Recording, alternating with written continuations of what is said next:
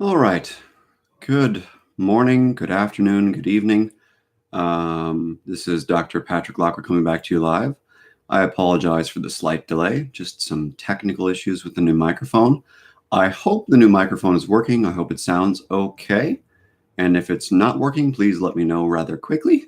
For those of you here in the live chat, that way I can, let's say, adjust things pretty quickly if I can. And I hope you all are having a good Sunday. I understand that today is Easter. Not that I necessarily care about holidays because I think all holidays are crap. But generally speaking, I think that this particular Easter is worth remarking on just because some terrible things have happened. My understanding is that there were a series of bombings that happened in Sri Lanka yesterday, and there were kind of yesterday. And my problem is not that this happened, because sadly, at this point, I think that even though many of us think it's a tragedy, and I think it's absolutely a tragedy that there was another terrorist attack or a set of terrorist attacks, and we grieve for all the people who lost people. We've all lost people, so we can relate a little bit to what is going on over there, even though we can't really fathom the horror of the terror that they've experienced.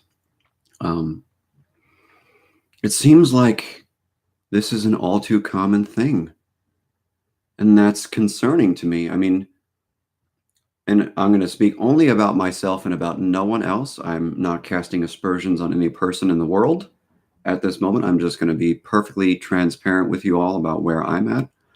Because again, I think this is a terrible thing. These Easter Sunday bombings that happen in Sri Lanka are terrible and should never happen. But sadly, we're very primitive creatures, tribalistic creatures. And there have been long-standing feuds between more radical versions of certain religious groups for a long time.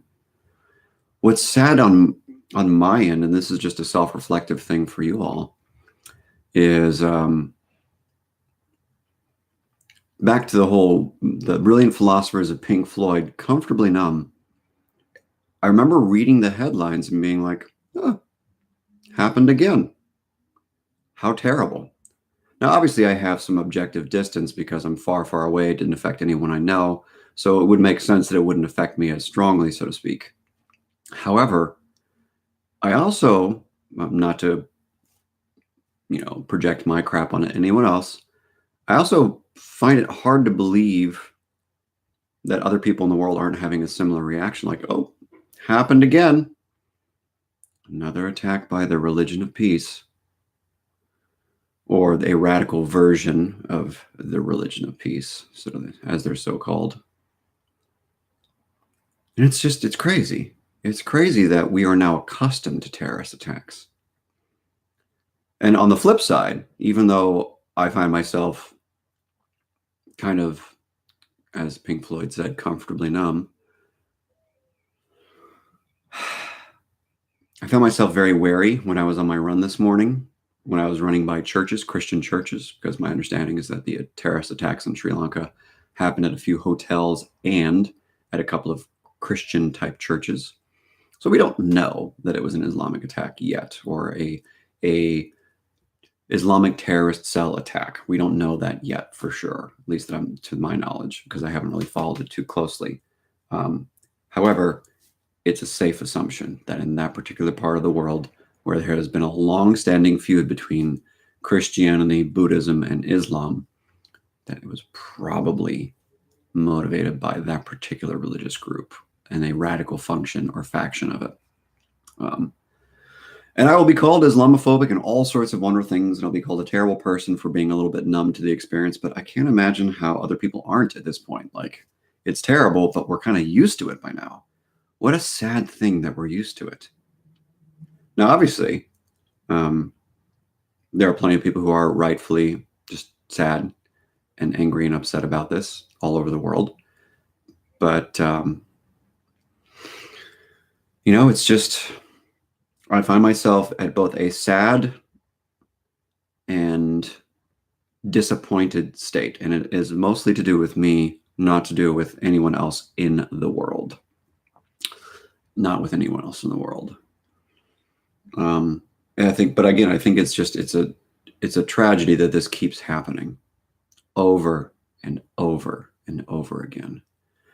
I don't think we're going to be able to get along for much longer if we don't do something more drastic. And this is why I think people like, Ayaan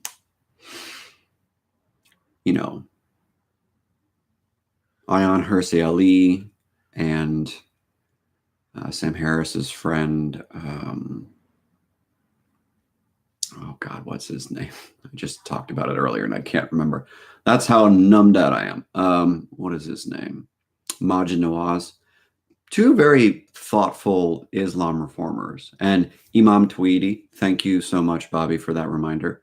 Yeah, these three individuals in particular, even though I strongly disagree with their adherence to religious beliefs, despite the fact that they're trying to reform it, I have a great deal of appreciation for the fact that they're trying to have rational dialogue about, as of right now, one of the more problematic radical sects of religion. So those three individuals, to my knowledge, and there are plenty of others that are just in the closet or we just don't know about because of media being what it is. Anyways, all of that rambling aside to say, I feel horrible for the people that lost loved ones, lost their lives. And if there's anything I can do in my little slice of LA here to be helpful, let me know what I can do. I'm just a person, but if anyone needs someone to talk to, I'm here. And there's that. So, on to much more interesting and probably equally as inflammatory a topic. I want to talk today about hierarchy because, there is a trend that is happening nowadays, at least that I can tell. And the trend is something like this. Very thoughtful evolutionary biologists, anthropologists, evolutionary psychologists, clinical psychologists, people like Jeffrey Miller and Jordan Peterson and the Weinstein brothers and all sorts of very, very, very thoughtful, popular public intellectuals have been talking about the concept of hierarchy. Now, it's not like this is new. I mean, in academia, hierarchy has been researched for quite a long time. It's a very, very old concept. And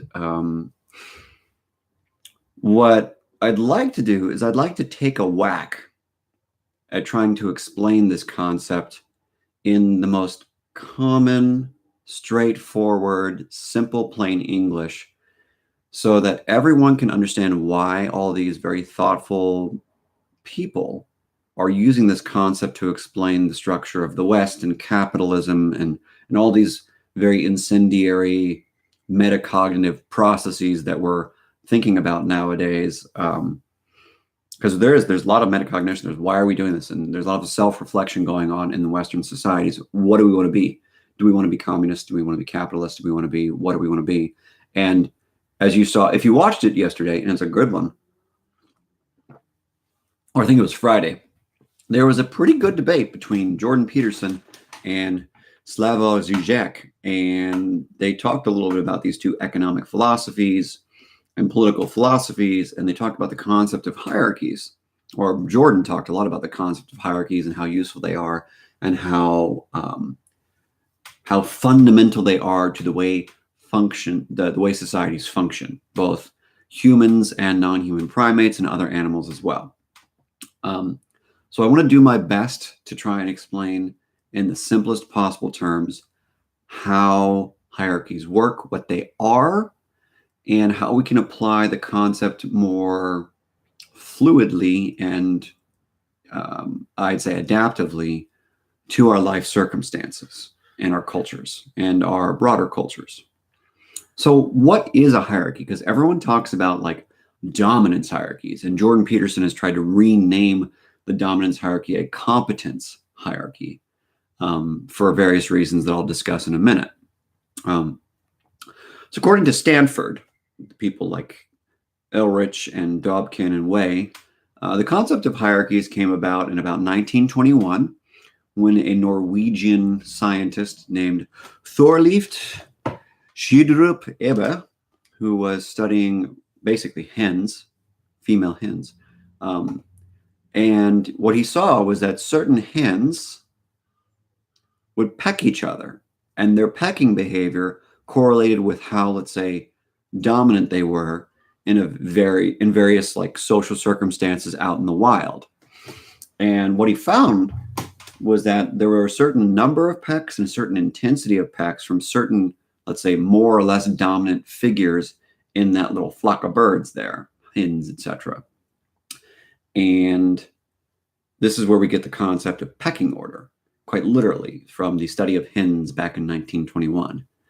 So essentially what a hierarchy is it is a structure. It is a structure both socially and there's also kind of what we call neural net hierarchies, but there is a structure, a social structure that is ordering people based upon their competence, their skill, their aggression, and their basic genetics. And this structure allows us to kind of know our place, know how we best function in a symbiotic way with other people, other creatures in our social order. And it gives us a framework for how to move up and down and make progress. So it's really kind of a structure. It's in the shortest, simplest possible terms, a hierarchy is a structure. And it's a social structure, and it's a co-created structure. It's not as if there is this person at the top creating the structure. There is no like alpha dog or alpha wolf or whatever creating the hierarchy. It is a co-created. Imagine all these creatures kind of bouncing off of each other and kind of interacting with each other in such a way that we kind of get the gist of how dominant we are or how aggressive or how competent we are, so that we know if we should be further up or further down, if we should be more respected or less respected, etc. And this is how basic dominance hierarchies work, which are found in essentially all species on the planet that we can study, from ants to dogs to apes, chimpanzees, pretty much all species. Not all of them, but pretty much. So a hierarchy is just a co-created structure for how individuals assign rank, respect, power, authority, etc. in a given social group. It's just one given social group. So if there's one tribe of bonobos, which is predominantly female dominated, and then this new tribe of bonobos comes and hangs out with them, the hierarchy will start to get messed up. Because now there's this new group of people and these new sets of variables. So now we have to all interact with each other to figure out who's at the top, actually. Not that the original social group and the original social group over here won't maintain their original status for a period of time. So a hierarchy is just a social order that is co-constructed or co-created for a given group of creatures. It is not like everything is a giant. It's not like the United States itself is a giant dominance hierarchy. It's a series of hierarchies, a series of games. So when I went on my Benjamin Boyce interview, which you should all check out, we talked about the concept of hierarchy, and we talked about the concept of, how people can like straighten up their lives, so to speak. And what I found was the best way to explain how people can make better choices and straighten up their lives, etc., is to actually pick the smallest hierarchy or one of their hierarchies, because we all participate in multiple hierarchies, and just focus on that and moving up that and making that social order better and more efficient and more flexible and all that stuff and symbiotic and all that. And then we can move on to another one, kind of grassroots change.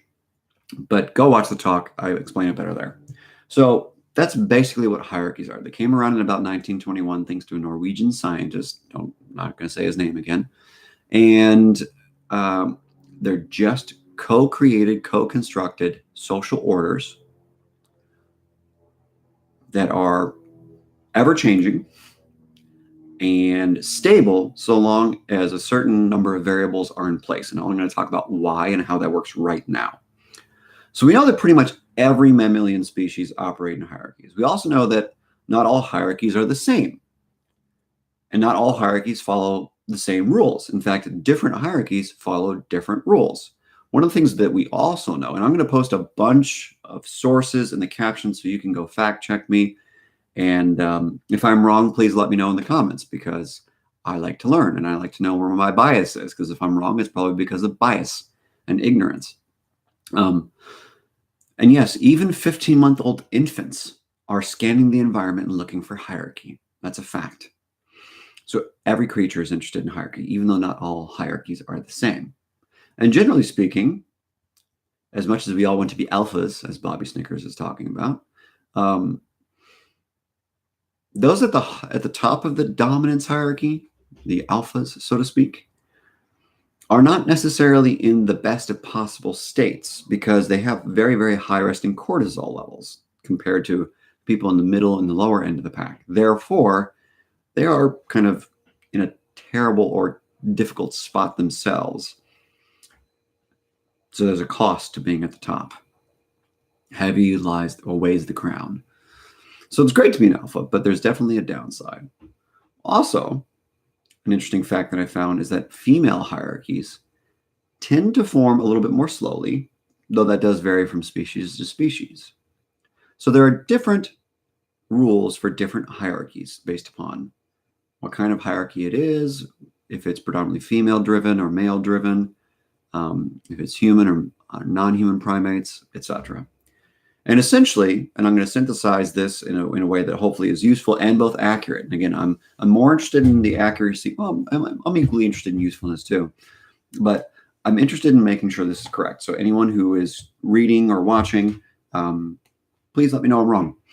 But essentially, there are about 6 variables that we can think about when we're trying to figure out how a hierarchy works and how to structure our own hierarchies. So some of the common variables that, let's say, create structure in a hierarchy are age, relative status of like family members or elders, genetics, the cost of trading or aggressing, so like opportunity cost, the availability of resources, and the degree of relatedness between species or between participants in a hierarchy. And I'll break that down just a little bit with some examples here below. So for instance, we know, like wolves, like leader of the pack and all that bullshit, we know that wolves and other dogs are more, their hierarchies are more driven by age-related status and genetics than their aggressive tendencies or physical size. So there's this long-standing trope that the alpha dog is this big, tough, nasty person, when in reality, this is an article I'm pulling from that was in 2017, so this is newer. This is an update. Wolves are actually a little bit more sensitive to age-related status as opposed to aggression displays or physical size. However, and which is similar for other types of insects, because there are some insect colonies that function based upon how old you are, and that's more important. But creatures like angelfish, for instance, they're more interested. They rank their hierarchy based upon how aggressive they are, and if there is a relatively stable amount of aggression from those that are further and further up the hierarchy maintains a stable order. So for wolves and certain types of insects, it's more age and status related, less physical aggression or size related. Whereas an angelfish, it's more aggression related, less about size and less about age. It's interesting. We also know that most species in the wild will always self-organize into a hierarchy. Rarely do you see these perfectly kumbaya,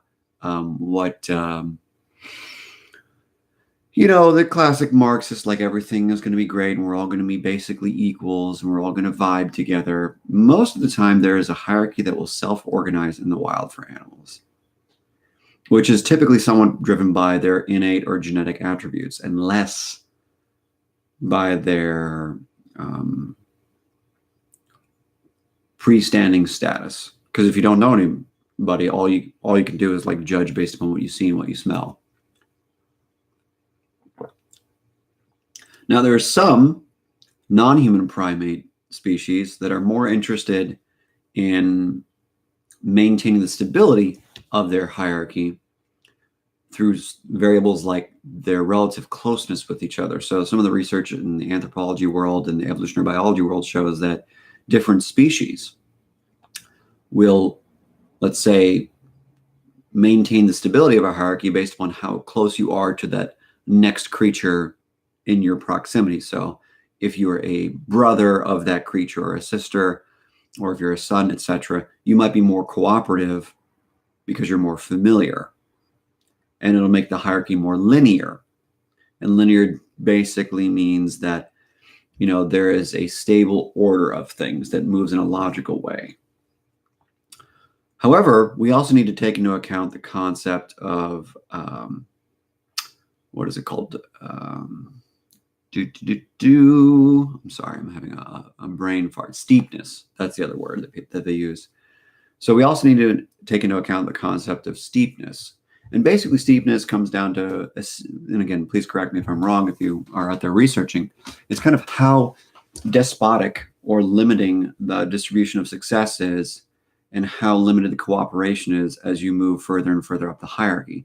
So essentially, there's linearity, which is how logical and orderly it is based on familiarity and closeness. But then there's the steepness of the hierarchy. Is it linear like this, or is it kind of broader like a pyramid, etc.? Because there are more competitors and they're more despotic. So there's more of a limited number at the top, as it were, towards the top. And this will affect how species figure out how to climb up and down, essentially, and relate to each other in a quasi-symbiotic way. Now, if there's more despotism, then there's less symbiosis. That's what we know. And we also know that different kind of mammals function differently in their hierarchies. So we know, basically speaking, that bonobos, for instance, are more egalitarian comparatively speaking. So they're less despotic, which means they're not as steep. However, I did find one cool article that showed that certain bonobo tribes are very despotic and very steep. They have very steep hierarchies because they were raised in captivity. Maybe there's something about that there. When we feel controlled, we become more despotic. And then last but not least, there's this theory, this biological market theory that's being used a lot in modern kind of research to explain how primates self-organize in hierarchies. And what we find is that chimpanzees, for instance, operate in a very kind of free market capitalist way, where they have very reciprocity-oriented and good faith trade behaviors for activities like grooming and food sharing, as well as kind of the mutuality of how readily you'll display aggression. So basically, what a lot of the biological market theory research is showing is that most non-human primate species in particular are very interested in a very collaborative, symbiotic, quasi-steep, but not fully steep hierarchy based upon kind of the reciprocity that you're being, the free trade negotiation that you're going through, so to speak. So maybe there's some utility based upon how we're built, back to Jordan Peterson's point from the Zizek debate yesterday or the day before, to a more free market way of looking at things, because it seems like we are creatures that are interested in negotiating. So just to summarize, there are essentially 6 attributes of a hierarchy that we can all think about for ourselves that are based upon dozens and dozens and dozens of evolutionary biology and anthropology studies that seem to be the basis for how hierarchies work or could work.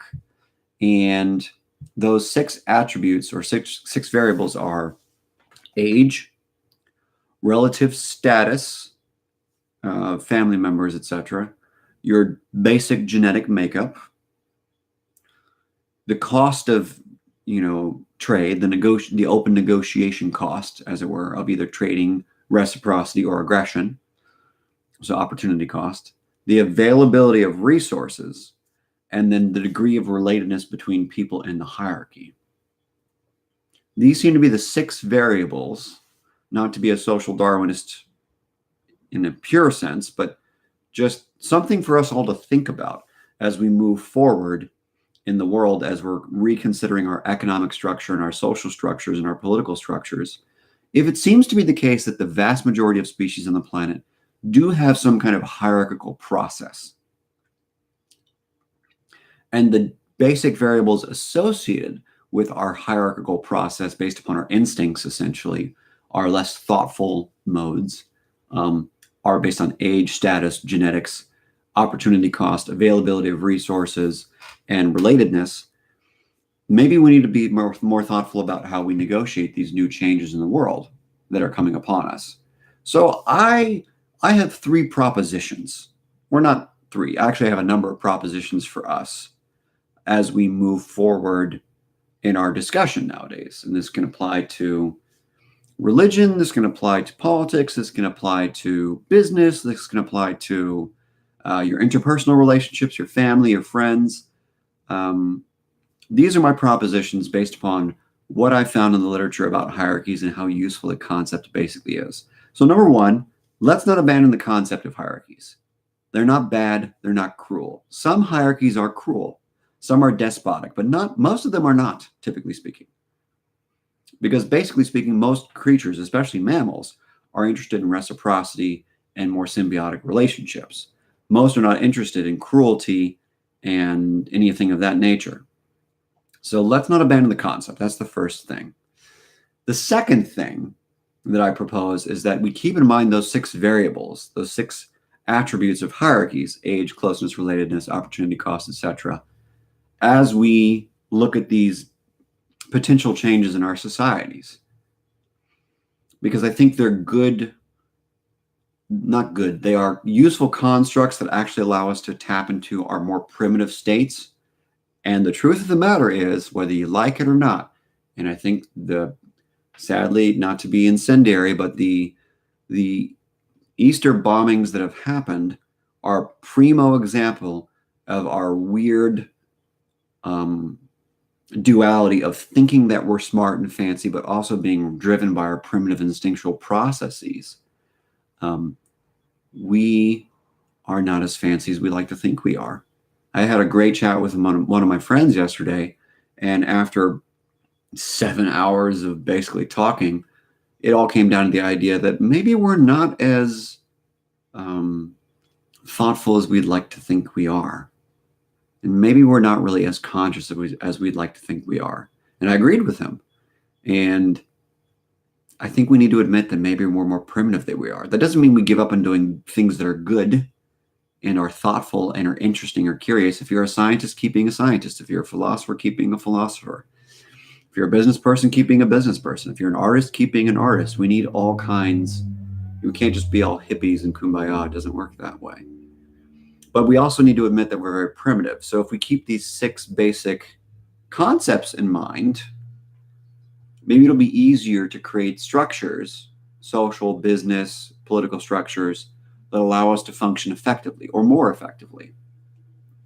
And another proposition I have is that, maybe we can, as Jordan Peterson says, focus on the competency side of the hierarchy system, as it seems like we're more suited as kind of higher primates to be more interested in competency than aggression,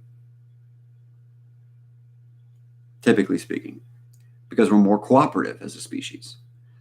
And also, what I would say is let's not forget that part of our instinctual assessment processes are kind of always driving us towards prestige and power and attractiveness and competence and relatedness. So again, a good reminder is we need to just, be okay with the fact that we're primitive and we do like power and we do like attractiveness. We do like prestige. We do like competence and we do like relatedness, and let's just be open-minded about how our need for hierarchies is evolving, because I don't think it's going to be rigid like it is in other species, so to speak. And I think because we're dramatically changing as humans, thanks to technology and social media and news media and multiculturalism and all sorts of things, that we're definitely in a new era of trying to figure out how we function. As people like Brett Weinstein have talked about, we have very, very old hardware and very, very new software being implanted on the old hardware. So it's really kind of hard for us to kind of keep up with today's society, which is why I wrote the book, The Fear Problem. I'm trying to help us figure out how to either upgrade the hardware or at least chill out some of the software so that it doesn't overwhelm the hardware. We are definitely overwhelmed. We're definitely freaking out. I noticed a very strong fear response after I got over being comfortably numb. When I was running and I was worried about, the church I was running by blowing up, etc. Because I'm a human being and I'm not perfect, and I am a regular person, even though I'm a clinical psychologist and all that good stuff. I'm a regular person with regular fear. So we have fear and it drives us. So get the book. Get the book. It's one of our primitive emotional affective states that always drives us to do things to avoid pain, to push us towards pleasure, to push us towards our tribe and away from other tribes. Get the book. It's a useful book. It's $9 on Amazon, maybe a little more expensive at Mascaro Books or my website, patrickblackwoodhealing.com. Just go get it. It's worth it. It's an easy read.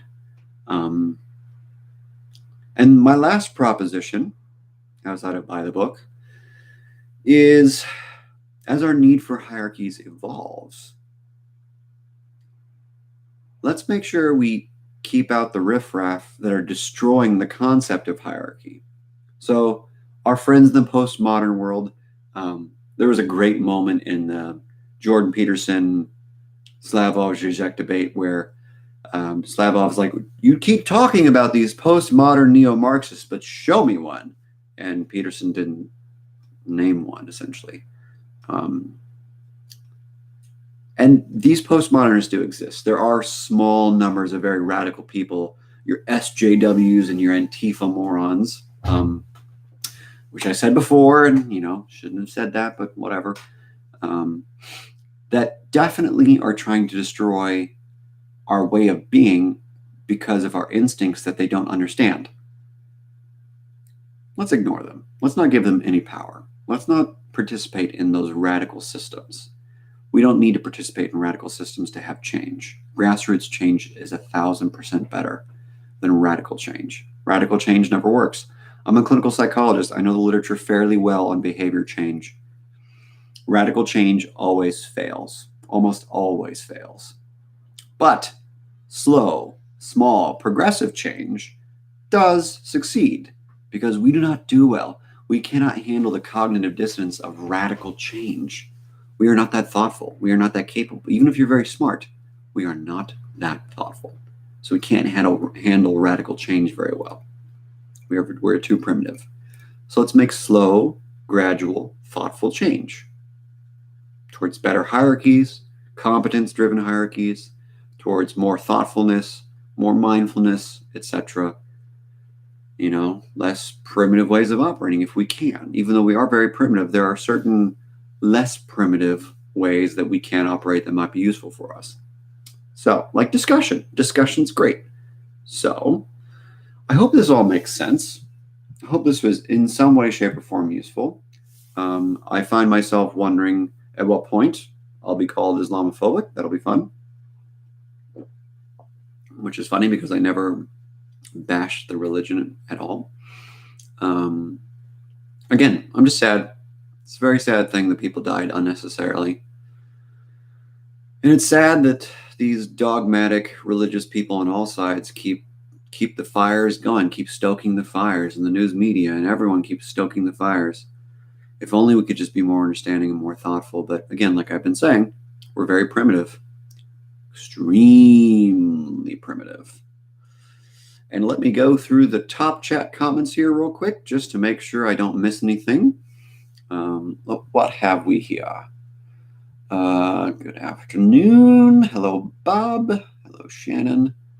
Mom Tweety. We rock English. I love my alpha buddies. Who doesn't? They're fun and they're useful. And then there's diet discussion. Don't know how that came in here, but knowing the people that are talking, that makes sense. Alchemist. True. We need the fear problem on Audible stat. Yeah, if only I could do that. That would be good. Bobby is volunteering to read it for me. That would be great. Cool. All side, both sides. Oh, the outrage. Yeah, we are definitely deep in the middle of outrage culture. And I think one of the best solutions, before I stop rambling here, for outrage culture is for certain institutions that keep stoking it to die off. So the Southern Poverty Law Center needs to die off. Mainstream media needs to die off. A lot of these organizations that keep stoking outrage culture, they need to die off. They're not helpful. They were once upon a time, totally were. They're just not helping. They're not helping at all. So we don't need them anymore. We just need replacements. We need good replacements. And I think we already have very good replacements for both of those organizations. So in my mind, the best replacement for both of those organizations, the SPLC and the mainstream media, would be our brilliant commentators on YouTube. There are so many thoughtful people that are talking on YouTube. Very, very thoughtful people. There are so many thoughtful public intellectuals who are not bought and paid for and are not as interested, not that they're totally disinterested, but not as interested in clickbait. Those are the people that we should be listening to. Because basically speaking, we do like the people at the top to tell us what's going on, the alphas, etc. However, back to the grassroots change argument, we're also much more interested in what the gossip is among each other. So I'd rather we listen to a bunch of very thoughtful YouTubers, even if they don't have credentials. In fact, there are plenty of people on YouTube without credentials that are much more thoughtful than even myself that I listen to, because they have a unique point of view that is useful. Don't always agree, but it's useful. And it allows me to expand my mind. That's what we need. We do not need giant organizations at the top telling us what to do. It doesn't serve us anymore. So, all of this rambling aside, I hope you all are having a decent enough Sunday. I hope you had a nice 420 yesterday and a nice bicycle day the day before. And I will be back with you all again in approximately a week, if not sooner. And go get the fear problem and check out my Benjamin Boyce interview and what else? Yeah, that's about it. Hope you have a great day, and I will talk with you again soon. Bye.